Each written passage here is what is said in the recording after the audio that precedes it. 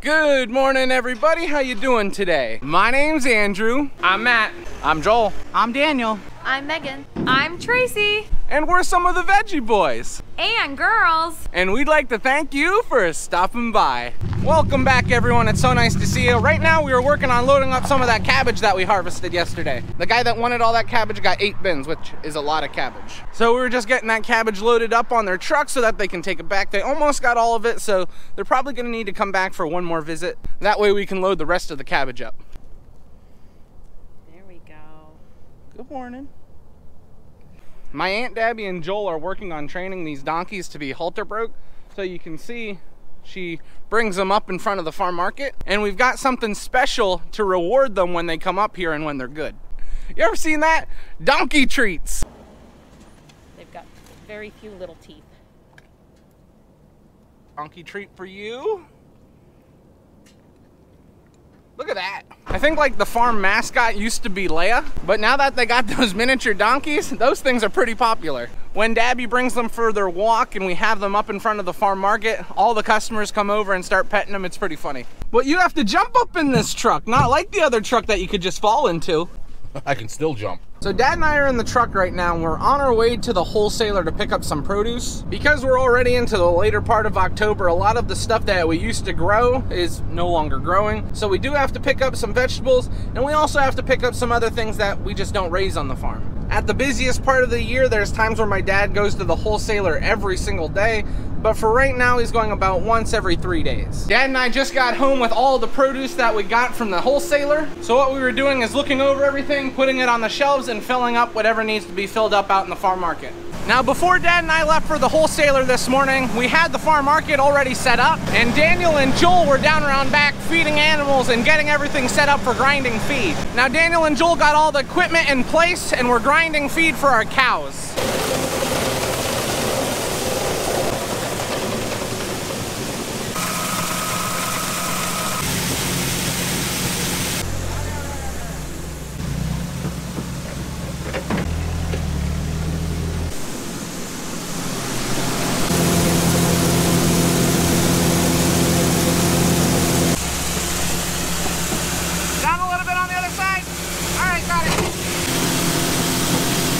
The feed that we're grinding right now has 4 main components to it: corn, oats, salt, and molasses.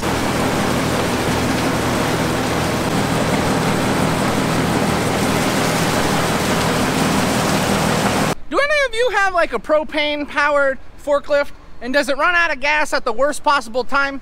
Because ours does. Fortunately for us, that's not the only thing with forks around here. We have the skid steer loader.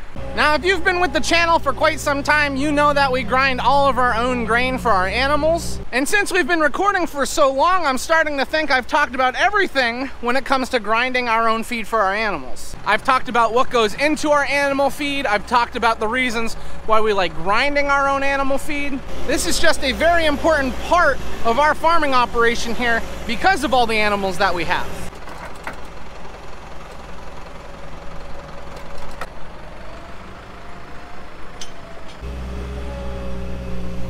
Now, sometimes we get asked how much does it cost to feed our animals? And the funny thing is, the price is always changing. That's because the cost of the ingredients to grind our feed for our animals are always changing. For example, some years the prices for corn are really high. Other years, not so high. And the years where the corn price is lower, then it costs us less to feed our animals. Because we could take all this grain and sell it immediately, but we hold on to quite a bit so that we can feed our animals. And that's not easy to do. When the price of corn is high and you have corn stored up, it'd be really easy to make some money. And you know, you can always use extra money on the farm. But altogether, we feel that grinding our own animal feed gives us the best products, so we're gonna continue doing it.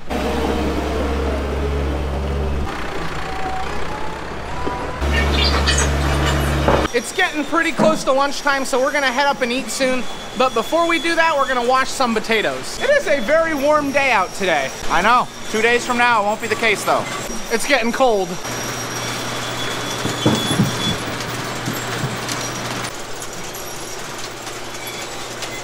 What we're looking for is bad potatoes. Anything that has a bad mark on it or wet, that won't keep.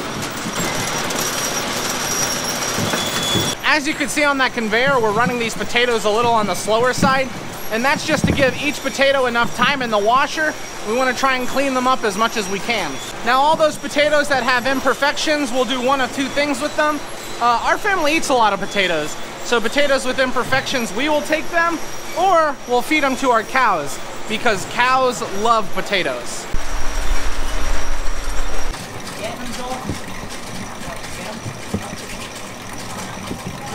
We just finished washing potatoes. Now this was everything that we had in the hopper, so all we have to do is turn the fan on to dry them off, and then we'll be able to bag them up later. So now I'm confused. Does the corn go on before the gravy, or does the gravy go on then the corn? Potatoes, chicken, corn, gravy. We're having debates and KFC bowls for lunch today. We just got finished with lunch and now we're getting some orders together. The local supermarket called, so we're getting some pumpkins rounded up and putting them on the truck. Who turned the heater on out here? It's pretty warm. Your mother. Now for the afternoon, I know we have some stuff that we need to go out to the fields and pick, but Joel, he's gonna be out with the chopper. We have a couple fields that we rent from people, and it's kind of like a common courtesy to clean everything up after you're done at the end of the year. So that's what Joel's going to do. He's gonna mow around, make everything look pretty. As we were loading up those pumpkins for that order, a few customers came and took all the straw that we had. So we're gonna load some straw up and take it up for the farm market, because if people see it, then they'll buy it.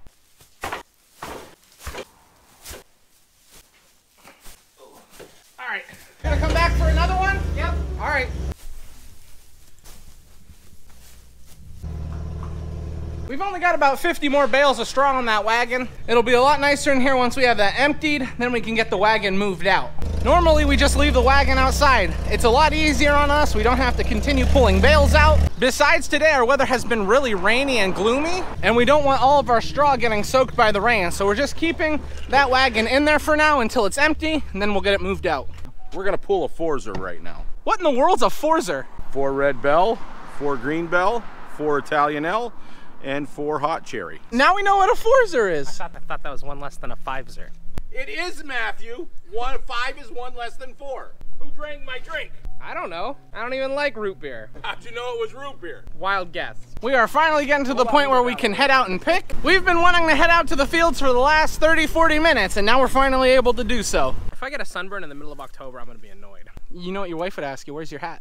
I put it away in September. So the first thing on our list of picking is hot cherry peppers.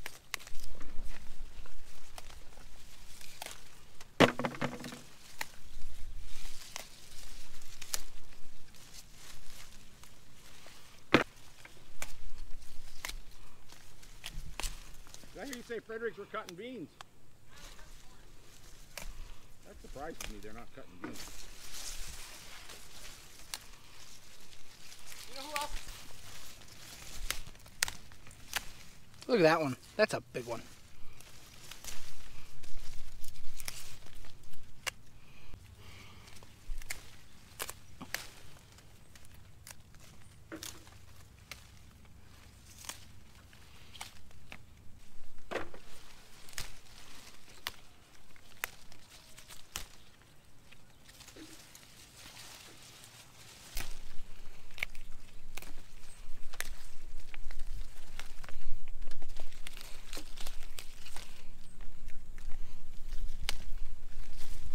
We just got a basket of hot cherry peppers picked over here. However, we're actually moving to a different spot. And the reason for that is because of the weather that we've been having has really slowed down the pepper growth. Those plants looked really good over there from a distance, but once we got over and started picking through them, there wasn't too many. So we're just moving to a new spot. We moved over to the other cherry peppers, and you can see from first glance, they are a lot larger, and there's a lot more color here. Now this will fill up the basket fast.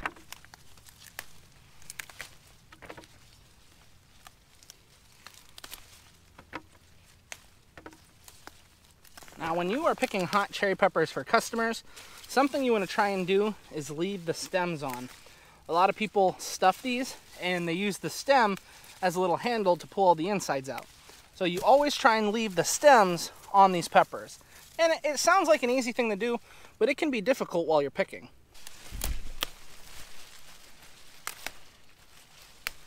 And there we go. We got another basket of hot cherry peppers. Matthew is working on the last one, but look at this. This wasn't on the original plans.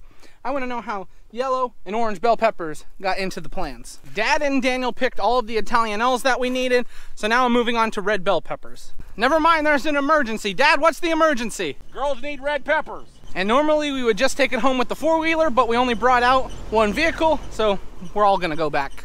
Here's a quick shot of all the stuff that we got picked. It only took like 20 minutes to get all of this, but it looks really, really nice. There's a lot of beautiful color here.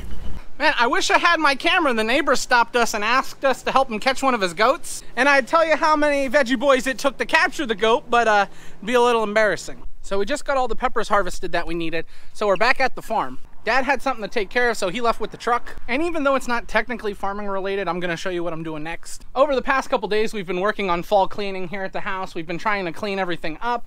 And what I'm gonna do is I'm gonna pressure wash this side of the house, as far as I can reach at least.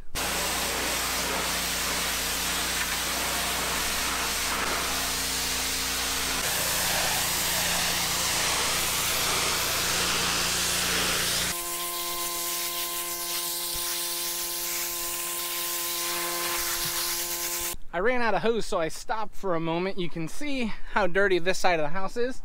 See that line I've got going? So I had to grab another hose. I had to fill up with some gas. Now I'm gonna be able to finish this end. I just got finished on this side of the house with everything that I could reach. I just moved the pressure washer over right in front of the house in case Grammy wants to use it later on. Sometimes she has things she wants to clean. That is a big, big job accomplished. I'm glad we got this side of the house cleaned up. I went up to the house and changed my shirt so I was nice and dry. And right when I got back down here, Grammy was finishing up making grape juice. She had mentioned she picked the last of the grapes and she just cooked them down, and now she's just letting them strain. And while Grammy was doing that, Megan was over here and she was making cookie dough. We're gonna be closing the farm market in about 30 minutes, so I told my Aunt Rhonda, she was here watching the farm market with me, she could go. It's not too busy right now. Earlier on in the morning, it was much busier here. We've just got a few people here right now picking out some pumpkins. And although I don't work in the farm market all the time, I do know a little bit about the prices. Sometimes I have to walk over and check the prices, but I can do it sometimes. Joel, I haven't seen you all afternoon. Where have you been? I've been mowing. You're telling me you were riding in the tractor for like 5 hours straight? Yeah, I was. Are you excited? Yeah. Really gave you a hard time? Nope, no one gave me a hard time. One guy came out and gave me a giant thumbs up and then said thank you like 4 times. Looks nice, Andrew. I did a nice job. She didn't tell me anything. I did half of it. All right, everybody, we just made it up to the house. I'm getting pretty tired for the day. As you can see, there is no dinner on the table tonight because it's a date night. So I would get Callie and show you Callie, but she's getting ready to take a nap. She is a sleepy girl right now. So tonight we're just gonna be getting dinner and then bringing it home and eating it here. But anyway, guys, this is where we're gonna end the video today. I wanna thank everyone for watching, and I hope to see you next time. Bye-bye.